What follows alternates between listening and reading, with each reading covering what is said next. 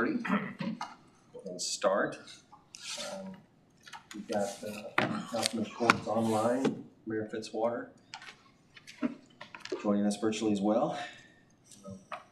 Says first item is introductions. If we want to go around the room, since we do have some citizens here this morning that might want to put some names with faces. Councilman Lester. Mike Lester, City Council, Ward 2. Jack Deacon, Ward 1. Scott Spencer, Ward 3. Clint Smith, Director of Planning Protect Services. Dave Grunner, Environmental Health Manager for the city. Angie Houselog, Public Works Admin. Brett Smith, Jefferson City Public Works. Jerry Stegman, Transit. We're not gonna, you can't get out of it. Eric Bowers, Airport Manager. Right. Good morning. Item 2, approval of November 9th, 2023 committee meeting minutes. Move to approve the minutes. I'll second that. All those in favor say aye. Aye. Any opposed? Same sign. Next. All right, item 3, citizens' opportunity to address the committee on issues related to performances. Come on up and introduce yourself. I'm Patrick Casey. I live on Rolling Hills Drive, which has become an issue for me because I've been hit multiple times. Dogs have been killed. The deer has bled all over my property because it was hit. This week and last week, I had several people that I see every week go by me at 45 and 50 miles an hour while I'm walking on the street. A proposal was put up for speed bumps. I think it's got to be a mandatory thing for that street. People seem to think it's a freeway because of the wide section by the hospital, which is also 30 miles an hour, and people don't follow that. I have learned to be able to tell how fast people are going because I've gone down the street at the speed limit and I've counted. It takes 30 to 35 seconds to go from the daycare center to the entrance to the hospital section of the street.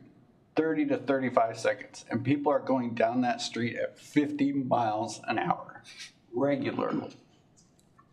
This has got to stop. I'm going to get killed. More dogs are going to die. No more deer are going to get hit. Or someone's going to get killed. And it's got to stop. You know, I came to a city council meeting and waited 3.5 hours thinking because the paper said that it was going to be discussed there, and it wasn't discussed at all.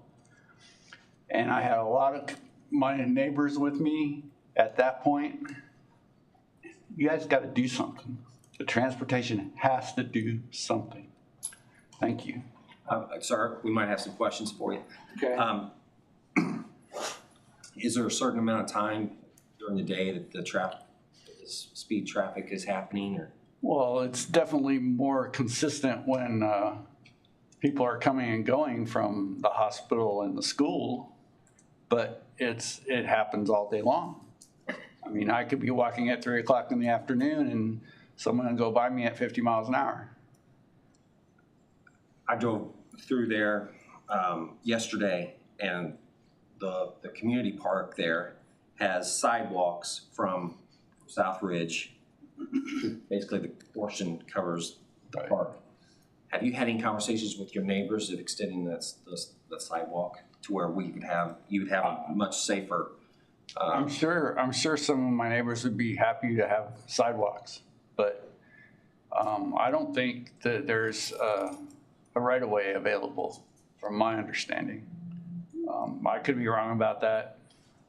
I don't know, but I wouldn't mind having a sidewalk where I walk. I've actually seen you walking, and you do walk in the street. You walk your dog, and I believe your wife. And more recently, I've been weave in and out of cars. Right, and I've been more recently trying to walk by the hospital, but you know, my dogs like to go to the park too. So why should I be the one being threatened by people that are disobeying the law. I mean, I understand that, you know, I would understand if it was an occasional person, but this is consistent every single day. We apologize for you coming to the council meeting. Well, that's not that was the paper's fault, not yours. But I mean, I don't know what to say. I mean, my wife actually, to be honest with you, approved the environmental impact for that area over 15 years ago. She knew that street would come through. She never expected this. Mr. Smith, are we purchasing the informational speed limit Yes, signs? yes, we are in progress, and David Bangy might have some additional information in reference to this, what he presented to the Transportation and Traffic. Just to give the committee a bit of history, this issue was brought forward to the Transportation and Traffic the last meeting, and they recommended installation of speed humps, but that recommendation would come to this body. With Matt being out doing medical, our plan was to put this on the January agenda for the committee, where we could bring forward a good staff recommendation to you. Speed humps have not been looked at by the previous councils favorably. That's the reason we wanted to have a good discussion as to what, you know, if this is a tool we want to have in our toolbox or not. But I'm going to turn it over to David, who can probably give you a little bit more information. Yeah, we have some slides that we're going to bring up. This was a slide that was presented to the Traffic and Transportation Commission with what was proposed as sort of a series of speed humps through that area.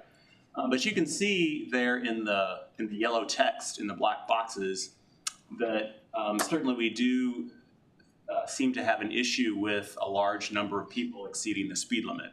And so I think in the center box there, I think that's the 85th percentile speed, which is generally, you know, we're trying to basically control 85% of the people and hope that they would be obeying the limit. But it appears that that number, I think, is up into nearly 38 miles an hour. I can't quite read the text and don't have it. The far left one is almost 39. The middle one is 42 and almost 42, and the other one is mid-30s. Okay.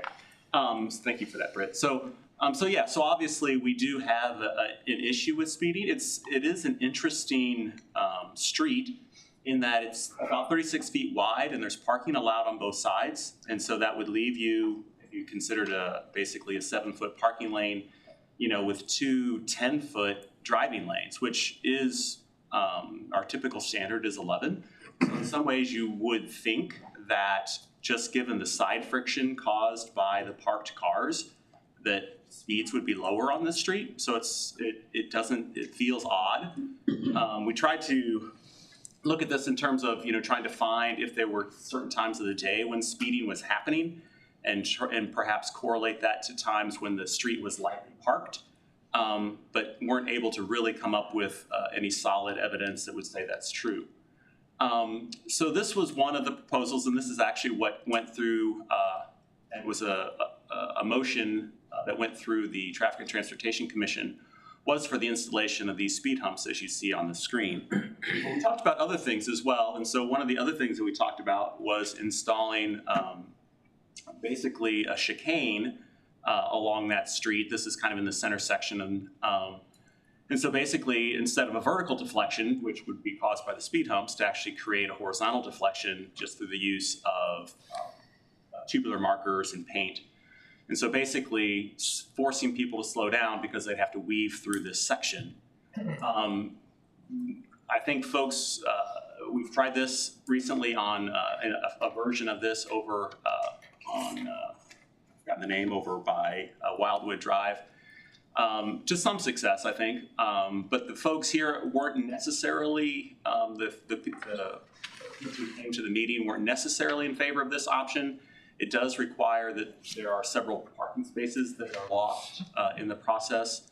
although we tried to locate it such that we would lose US number of spots. I think there was 4 ultimately that would be taken up with this option. So this is another option that we think would work along this road. And then Grant, if you want to go to the next slide.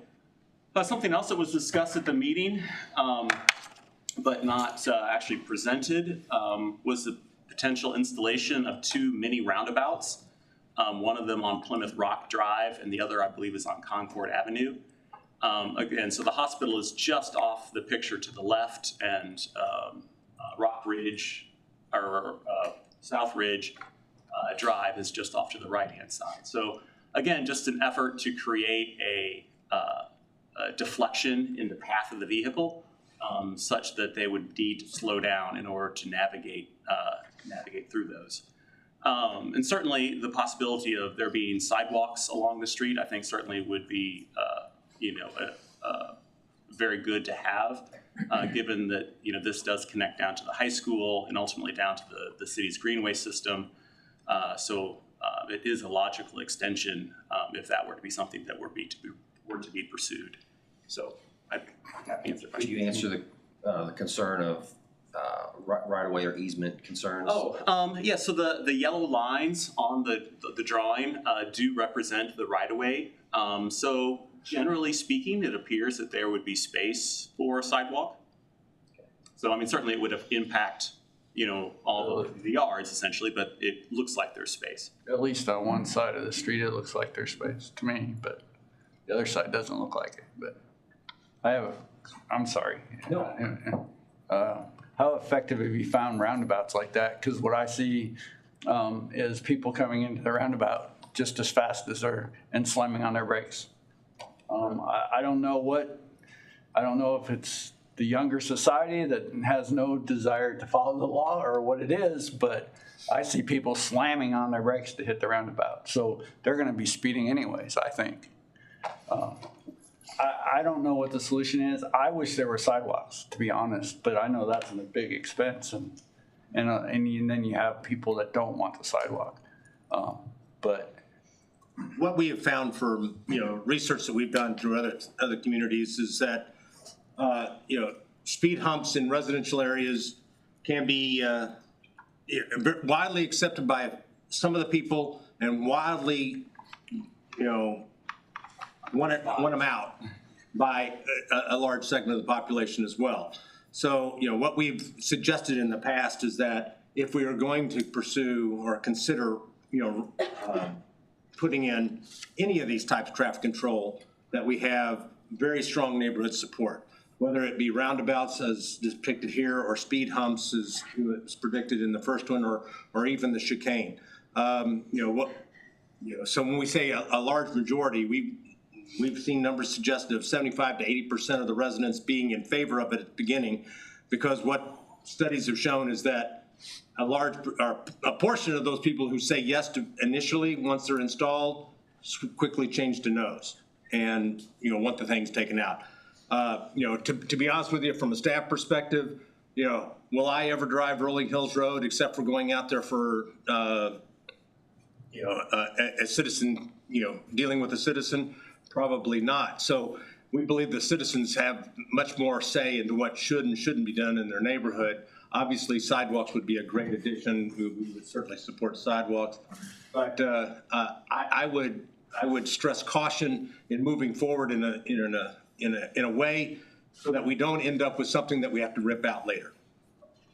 And that is a concern, I know, from people that serve on this committee, because those are value dollars that go to something else. But you spoke specifically on life safety issues. it is a life safety issue. And to me, that's where if we need to address something, and that's the best course of action is a sidewalk. I agree. Get pedestrians off the roadway. But then you have, what's the cost value compared to putting in speed bumps? I don't know. And how much longer is that gonna take and all that kind of stuff. But you also have to look at it from a neighborhood investment though too. right. What has a better investment value. Well, obviously, I would be happy if sidewalks were put in, because then I wouldn't have to walk in the street. But my question is, how long, a car's been hit too, so how long before serious damages. My property is by one of those supposed speed bumps. And I have, I would say, if I came here and walked up to the desk there, I'd be at the street from my front door. How long before someone comes off and hits my house? My son lives on a much wider street, and a drunk came in and hit a car in front of his house and 2 houses. And my front room's right there where you're sitting. This is a serious issue, and I understand there's money involved. I understand all those things. I just would like to see something done in a positive way, because people need to slow down. They don't have a right to do 50 on my street. They don't. Well, that's why I asked the question about the use of the enforcement tool with the radar. It kind of gives an alert. Because some people may not know that they're going as fast as they're going sometimes. Yeah. Oh yeah, I know that's a possibility. And I suggested that a long time ago, that they put up a monitoring system so people could see what they're doing. We have And those. some people don't in care. order. Do we have? It's on order.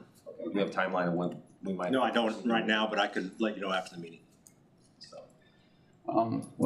Last question is, how do I get updated for the next meeting? Because if I need to be there, I need to be there.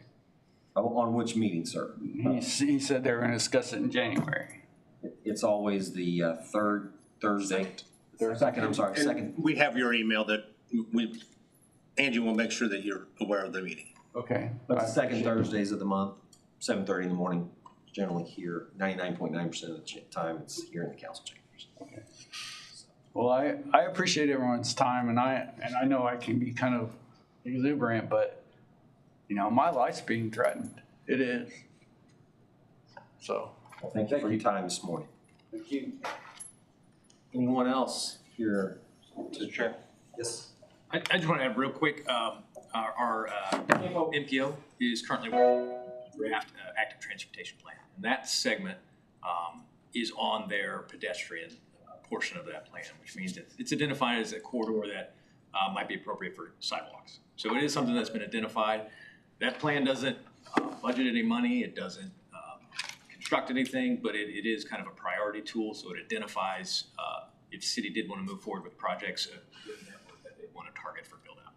So I think it is kind of on the radar as far as a section that could use that. Thank you for that. Last call. Anybody here to address the committee this morning? Okay. Move on to item 4, new business. Item A, Capital District shuttle discussion. Mr. Smith. Yes, Grant, if you could pull up the PowerPoint. Thank you. Oh, sorry.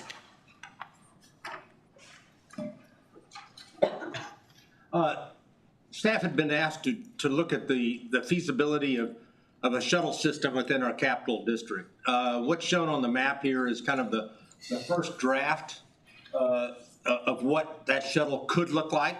Obviously, it could change, but we're just trying to get a general idea of what it would take and what it would cost.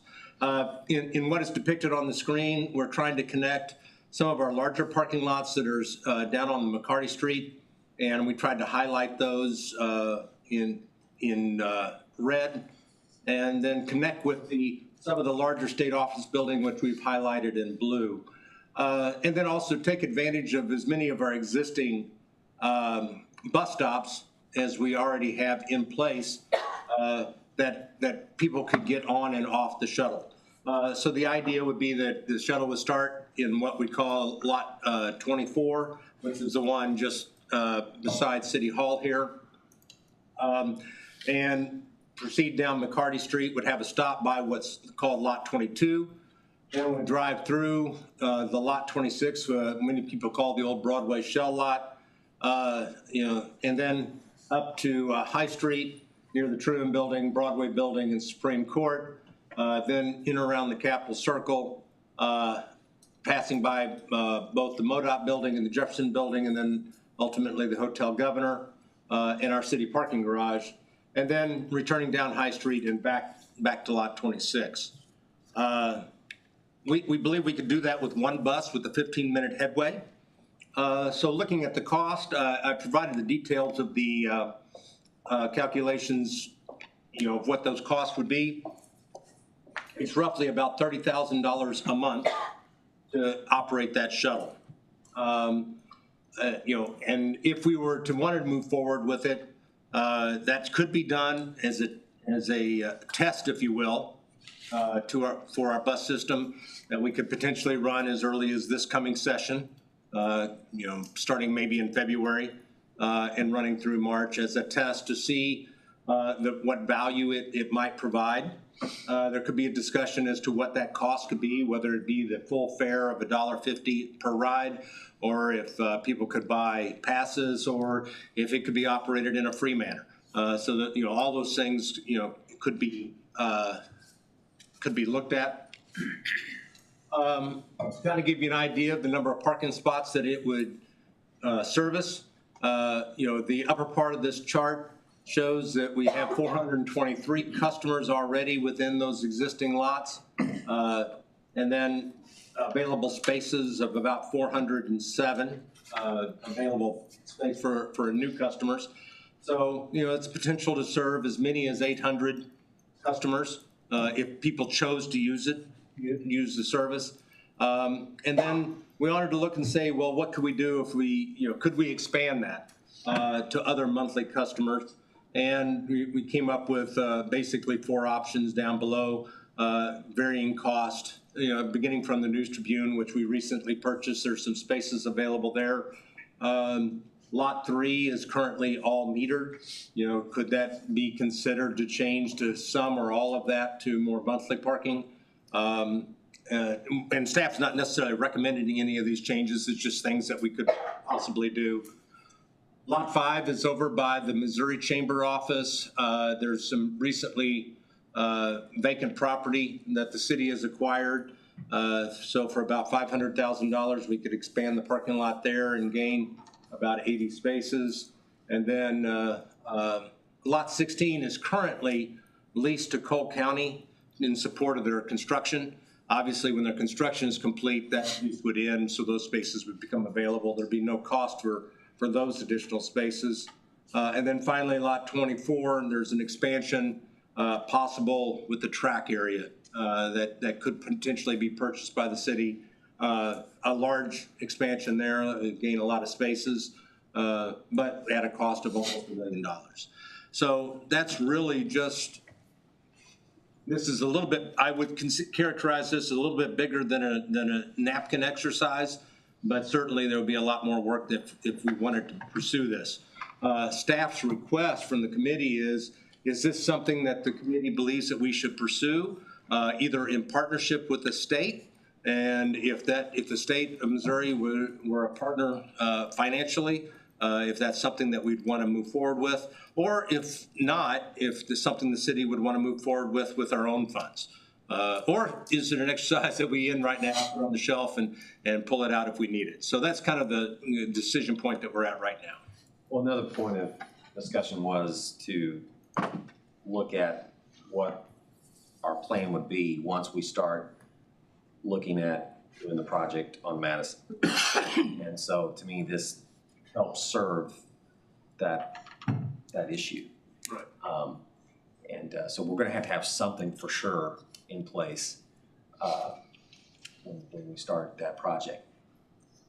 But it would be nice to roll something out to work out all the kinks and bugs of the route so that we can be efficient and effective once that project gets well underway.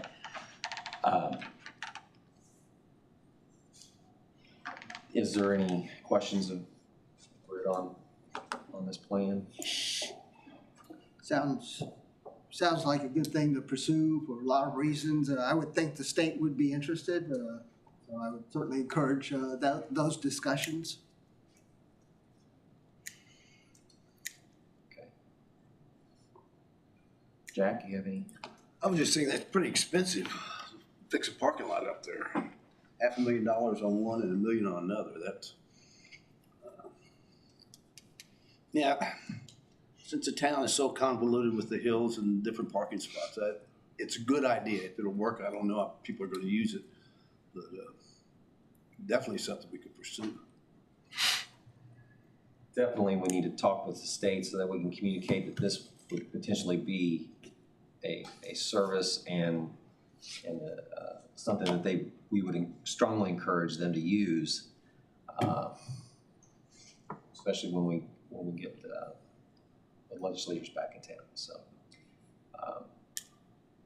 sounds like from the committee we'd like to pursue this based on the discussions with the state, see how those go, so that we can see what our. I believe staff has our direction. If there's no other questions, we're fine with moving forward. Item B, temporary yard waste update. All right, Grant, yeah, you could bring up the website. Just wanted to give the committee just an update as to where we are in reference to the yard waste site. I gave screenshots in my memo that's included in your packet of what we've termed our dashboard. There's a live link within that memo, and so you guys can pull that up at any time if you have questions of how we're doing.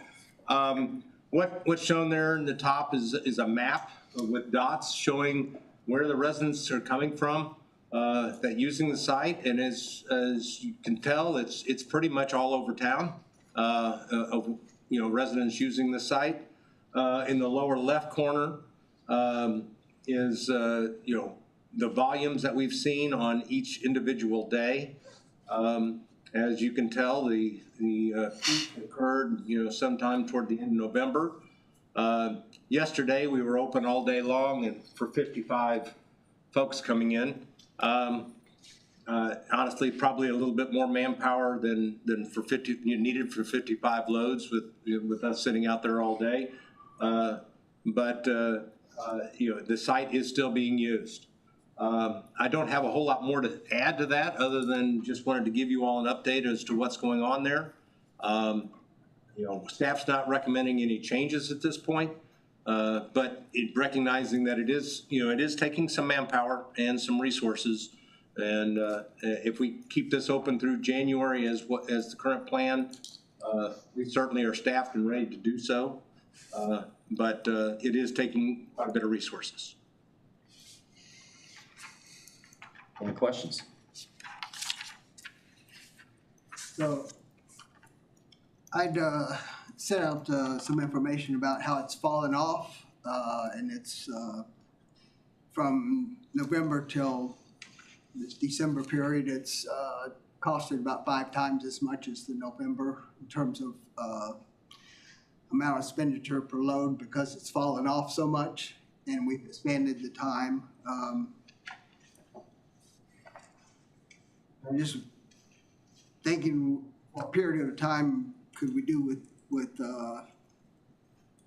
just maybe half days for those that are full days now, and still accommodate the demand? I certainly believe we could. It's a matter of communicating that to the users again. We spent quite a few. I want to kind of look to Clint in reference to that. Kind of changing once we finally got people to understand when we are open, it would be kind of difficult to change. Clint, do you have any thoughts? We can certainly try to communicate that as best as possible. With our last change, we really redid all the information we put out before in the newspaper and our social media accounts, online, and other physical locations. So if that's that direction we want to go, we'll review that. We can put it in the paper. That seems to be a very effective way to communicate with residents and anywhere else that we can. So we'll do what we can to communicate that as quick as possible. If I may, actually, besides the location, the biggest debacle was no Saturday afternoon, no Sunday afternoon service. That was the biggest complaint. So I think if we're going to roll back hours, the Sunday afternoon and Saturday afternoon would not be the time to do it. Maybe start later in the morning But I had so many complaints. What are you doing? I'm going to dump this Sunday afternoon, but I can't do it. And actually, that's why I voted against the first contract going across the river, because he was not open on Sundays. That was a game changer. So I was a little shocked that the city did not open Sunday, but that's water on the bridge.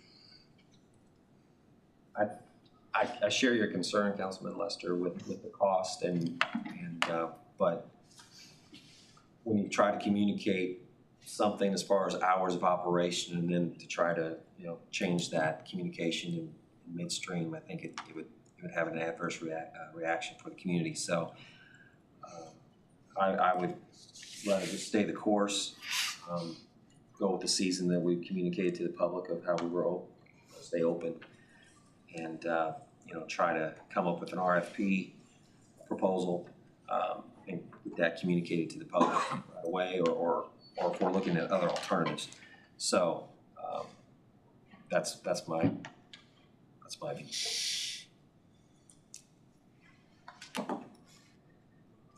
Any other comments?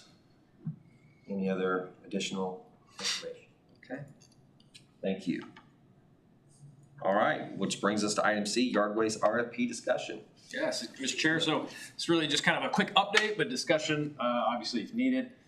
At our last meeting, we talked about several of the proposed changes that we were going to look at the RFP. I think there was general consensus on most of those. One thing I wanted to circle back on was the final cost of that. If you remember, previously the city paid for the entire cost of the yard waste facility and drop-off.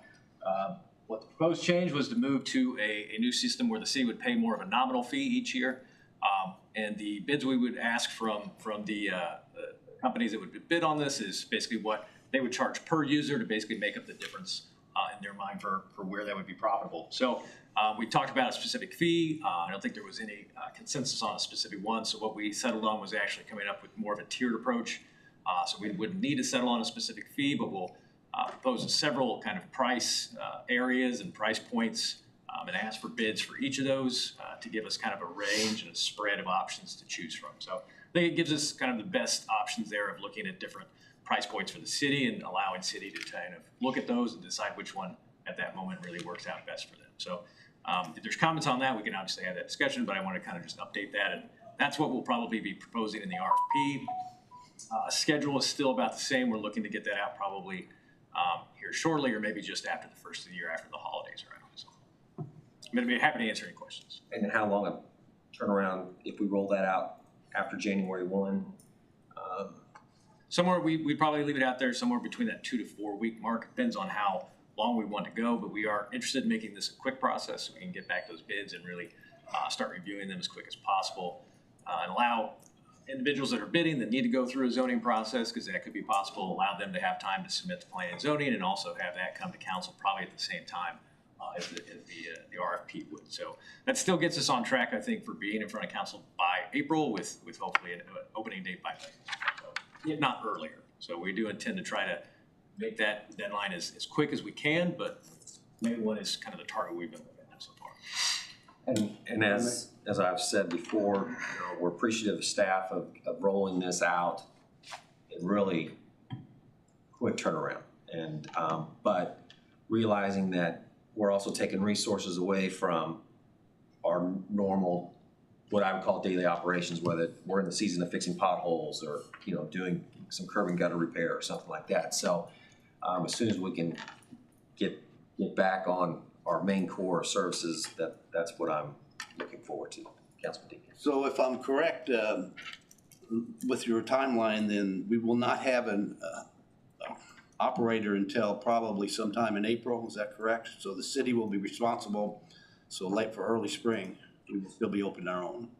If that's, right now we haven't discussed, I think, the possibility of opening it back up, but certainly that is a possibility. If there's concern that April, and I think I've heard that, is that April is really when citizens start looking for that service. One, if we're able to ramp our timeline up a little quicker and get that done a little bit quicker, we will certainly try to do that. We can have conversations here too about what it would be to reopen our temporary site as well if we choose to do that. Conversation we definitely want to have with Mr. Smith. I'm sure he's excited about that possibility, but we certainly have that facility now, so if that's something we need to do, we can do it. If we have a good weather, I mean, people are in their yards in March, sometimes into February, depends on what the season's like. So, yeah, it would be critical if we don't open it before April 1st. And I think the sentiment of our committee would be, we would like that goal and objective to be open, ready for spring season. So, We'll try to move that as quick as possible. any other comments or questions? That's all I have. All right.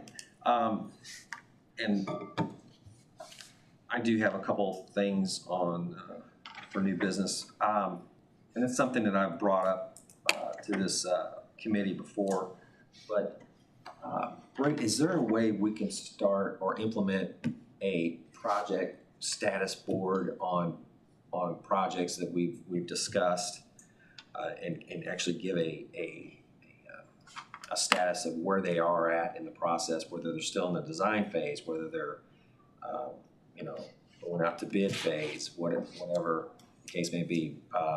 With like, and I'm sure you're aware of the projects we're talking about, but one that comes to mind is what I call phase one of Monroe Street. Mm-hmm. Where are we at with that? Yeah, I had talked with David, but I think that's something that we certainly could add to as a report at the bottom, maybe. I mean, I don't know that it's something that we necessarily would need to talk about, but we can, David certainly maintains that already. And so it can certainly, I think, be added as a report, standing monthly report. And also if that could be placed on our website as part of a project portal too, so that people could go and say, okay, this is where we're at. We could certainly try to do that. I'll be honest with you, we are not as good at we don't have somebody that manages the website. I'm very impressed with what you came up with for the yard waste. I mean, that's a nice. Well, I do have to give kudos to our GIS department. That this was, they were able to design, and I should have said that during my report. Buster and Jill are just phenomenal folks. They were able to design us a little app that we use on an iPad sitting out there, using a hotspot, and it's been working extremely well. And I was able to take guys that normally drive snowplows and finish concrete, and they were able to use it. So, it's that is all them. But we can certainly take a look and see what we can do. Like I said, we don't have somebody that is dedicated to managing a website, but we can certainly take a look and figure out what we can do. Well, it's just something that we really need, not only as a committee, but citizens, so that they can, because I get calls quite a bit, but you guys have approved this, where are we at on it? And so if we can communicate to the public better, I think that'd be a good thing. We'll have something at the next meeting that gives you an idea of what we can do. And which ties into the other item is a timeline on firm dates of when our MSP demo work is going to start. It's time that we're able to communicate that to the public of this is when we're going to be moving, taking some of that ball on that. Well, yes, I'm not for sure of that answer, although we did have an opportunity to talk with the architect who was working on the state laboratory side. And so I believe that it's their intention to have a mass grading package out on the street sometime in March of this coming year, with subsequent packages for the site work and otherwise coming out after that. But in terms of our own the street itself, we are working with our consultant to get that designed, although they are the same people who are working on Wildwood for us, and so there's some lack of time probably on their part to get that done.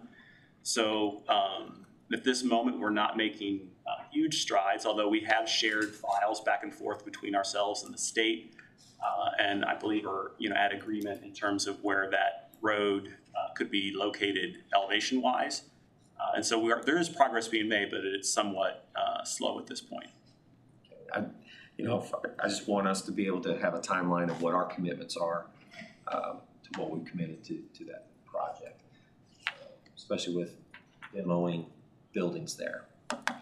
So, I'm not really involved. Yeah, As far as the demoing the buildings, I would probably have to let Clint address that. They're handling that. I wish I could give you a clear update on when that is, but I think we're still having some ongoing conversations about, I think, some of the details on how that's going to work. So as soon as we have something concrete, I think we can come back and report maybe a little bit tighter timeline on when we expect it. We've had the conversations, and I think there's a timeline there, but not quite certain enough to put it out there yet. So. All right. Any other old business? From staff at all? And I think we're going to forego the, since Ms. Sinzi's out today, I think we'll forego. So, and I had said that, and I apologize, but there was one thing on there I thought might be appropriate to bring up, and that's the awarding of the LIHTC tax credits for our stronghold landing in town. And so that's something we've been waiting on and hopefully anticipating. We did get the news on Friday that they were awarded that, so we're very excited. I think there was some information in the paper that they intend to break ground this summer, so that's 40 units there on Old Omen Road. So I think that's a very successful case of bringing together a lot of resources and support for a project like that. So we're very happy that's moving ahead. So we'll keep an eye on that. And just real quick, what a difference a year makes, and a difference in leadership and approach of how we want to address these projects. Having communication and discussion with those impacted entities, whether it's the school board, whether it's the neighborhoods. It matters. Those discussions need to take place, and they matter. And I'm proud of the council for giving a 10-0 support on those projects that were presented to the council this year. So I'm sure Mayor Fitzwater would share the same sentiment that we want to continue the momentum on this and continue that same approach with having early discussions so that we're not put behind the 8 ball of having to make a decision. And again, having those key discussions with the impacted entities makes all the difference in the world. So, and thanks for our staff for all their hard work on it as well. So, any other comments at all? Fastest meeting yet. Yeah, it was quick. All right, I will entertain a motion to adjourn. So moved. Second. All those in favor say aye. Aye. Thank you.